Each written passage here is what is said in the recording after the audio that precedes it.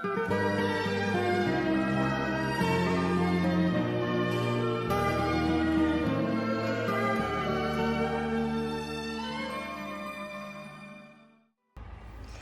pertama ada pengertian manufaktur. Manufaktur dalam arti yang paling luas adalah proses merubah bahan baku menjadi produk. Proses ini meliputi perancangan produk, pemilihan material, dan tahap-tahap proses di mana produk tersebut dibuat.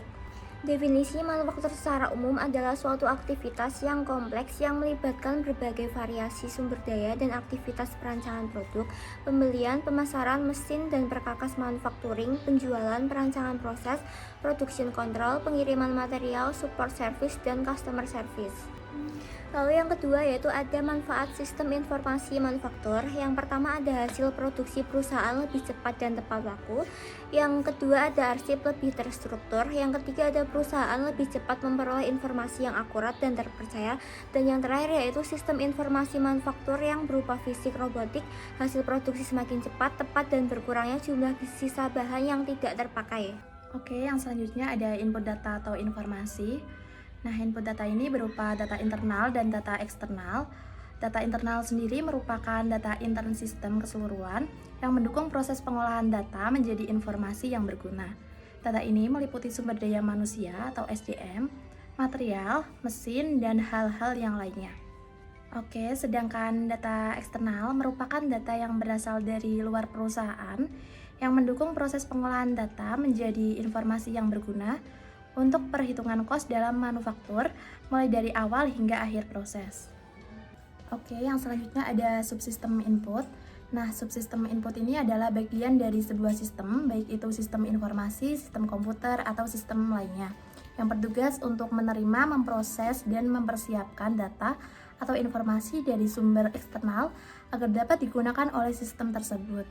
Nah, jadi subsistem input ini terdiri dari yang pertama ada sistem informasi akuntansi, yang kedua ada subsistem industrial engineering, yang ketiga ada subsistem intelijen manufaktur, dan yang terakhir ada subsistem biaya.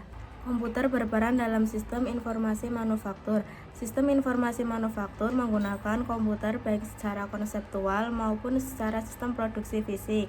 Nah, adapun yang termasuk dalam komputer sebagai bagian dari sistem fisik itu ada 3. Yang pertama ada komputer aided design, yang kedua ada komputer aided manufacturing, yang ketiga ada robotik atau industrial robots.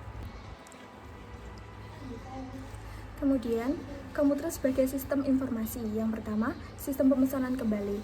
Setelah komputer pertama diterapkan dan berhasil dalam area akuntansi, komputer diberikan tugas mengendalikan persediaan. Yang kedua, material recruitment planning. Suatu strategi material proaktif yaitu mengidentifikasikan material, jumlah, dan tanggal yang dibutuhkan. Yang ketiga, manufacturing resource planning, mengintegrasikan semua proses di dalam manufaktur yang berhubungan dengan manajemen material.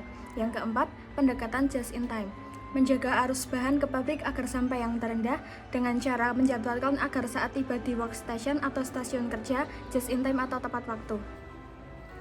Oke, yang terakhir itu adalah kesimpulan dari semua materi yang sudah dipaparkan.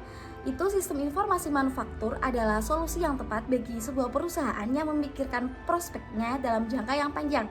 Nah, hal ini dikarenakan sistem informasi manufaktur lebih menekankan kepada proses produksi yang terjadi di dalam sebuah lantai produksi, mulai dari input bahan mentah hingga output barang jadi, dengan mempertimbangkan semua proses yang terjadi.